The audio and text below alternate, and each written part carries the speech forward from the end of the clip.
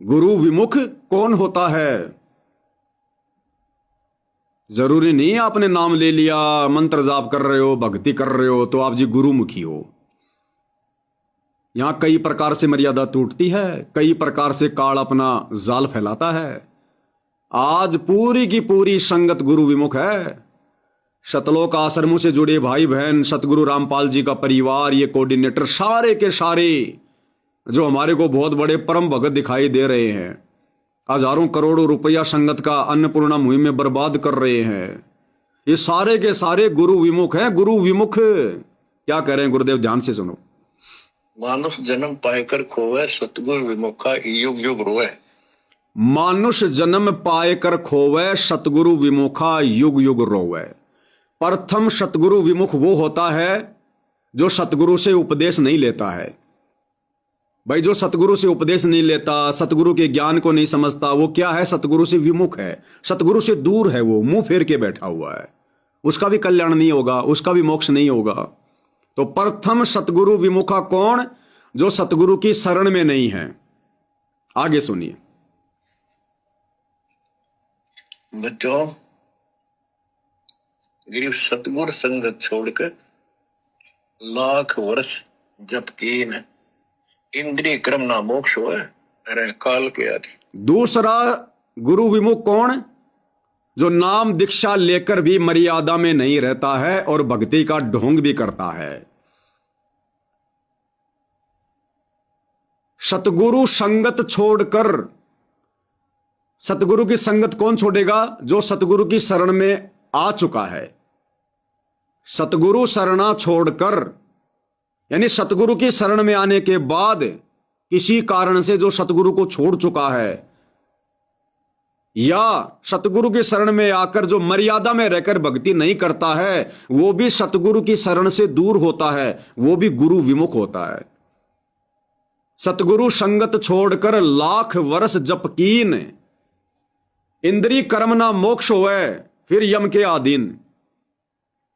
आज ये संगत क्या कर रही है? सन 2014 बरवाला कांड से लेकर आज सन 2026 तक सतलोक आश्रमों से जुड़े भाई बहन, सतगुरु रामपाल जी का परिवार, ये सतगुरु विमुख वाली भूमिका निभा रहे हैं। ये सतगुरु की संगत को छोड़कर, सतगुरु की शरण को छोड़कर काल प्रेरित होकर काल का काम ज्यादा कर रहे हैं।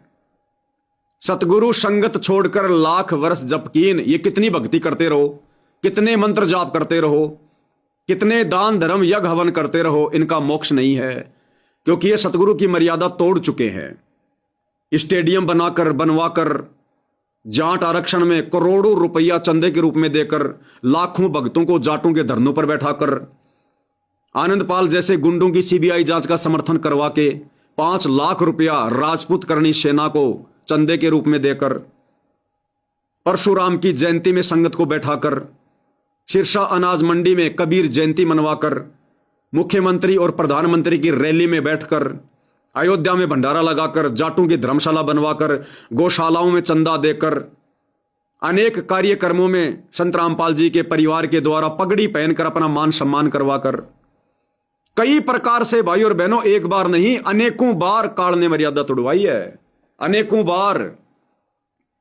परमात्मा कहते हैं, दिल का महरमी कोई ना मिलिया, जो मिलिया सो गर्जी, कहे कबीर ये अंबर फट गया, कैसे सीवे दर्जी। अरे अगर गाड़ी की ट्यूब में 1-2 पंचर हो जाए तो पंचर निकालने वाला ट्यूब ठीक कर सकता है। जिसने अपनी ट्यूब ही फाड़ रखी है, जिसने ट्यूब ही फाड़ ली, इतने पंचर करवा लिए भैया, उसकी तो ट्यूब ही चेंज होती है। तो सतलोक आश्रमों से जुड़ी संगत ने संत रामपाल जी के कलयुगी परिवार के चक्कर में पड़कर, उनके बहकावे में आकर, उन पर अंधविश्वास करके, पीले पर्चों के चक्कर में पड़कर, एआई से बनी ऑडियो वीडियो के चक्करों में पड़कर इतनी मर्यादा तोड़ ली है, इतनी मर्यादा तोड़ ली है, इनको दोबारा से मनुष्य जन्म लेना पड़ेगा। और अगले मनुष्य जन्म में कोई गारंटी नहीं है मोक्ष हो जाएगा। तो प्रथम गुरु विमुख कौन? जो गुरु से दीक्षा ही नहीं लेते, उनको पता ही नहीं भक्ति क्या, भगवान क्या, वो तो वैसे गुरु विमुख हैं। और दूसरे गुरु विमुख कौन? सतगुरु संगत छोड़कर लाख वर्ष जप कीन। अब लाखों वर्ष जप कौन करेगा? सतगुरु की संगत छोड़कर जो सतगुरु विमुख हो गया है। यानी वो जब भी कर रहा है, वो तीनों समय की आरती भी कर रहा है, लेकिन मर्यादा तोड़ने के कारण वो सतगुरु से विमुख है, निगुरा है, निगुरा। और कह रहा है कि मैं संत रामपाल जी का भगत हूं, लेकिन मर्यादा तोड़कर वो निगुरा हो चुका है। तो कहते कितनी भक्ति कर लेना, मर्यादा तोड़कर, सतगुरु संगत छोड़कर। सतगुरु की संगत उसी समय छूटेगी जब आप उनकी मर्यादा तोड़ोगे, फिर आपका सतगुरु का जो कनेक्शन है ऑटोमेटिक वो कट जाएगा। तो सतगुरु संगत छोड़कर लाख वर्ष जप कीन, इंद्री कर्म ना मोक्ष हुए, फिर काल के आदीन। क्या कह रहे हैं पूज्य गुरुदेव भगवान, फिर से सुन लो। मानुष जन्म पाएकर खोवे, सतगुरु विमुखा युग युग रोए। बच्चों,